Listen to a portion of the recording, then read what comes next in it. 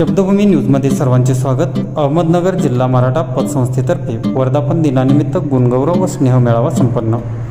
आज दिनांक 2 ऑक्टोबर रोजी यश सांस्कृतिक मंगल कार्यालय नेवासा फाटा येथे राष्ट्रपिता महात्मा गांधी आणि भारताचे दुसरे पंतप्रधान लाल बहादूर शास्त्री यांची जयंती साजरी करण्यात आली। तसेच अहमदनगर जिल्हा मराठा पतसंस्थेतर्फे वर्धापन दिनानिमित्त गुणगौरव व स्नेह मेळावा संपन्न झाला। त्यानिमित्ताने त्रिमूर्ती संकुल नेवासा फाटा येथील 10वीच्या विद्यार्थ्यांना प्रमुख अतिथी श्री बोराडे विजयकुमार ठुबे यांच्या वतीने सन्मानित करण्यात आले।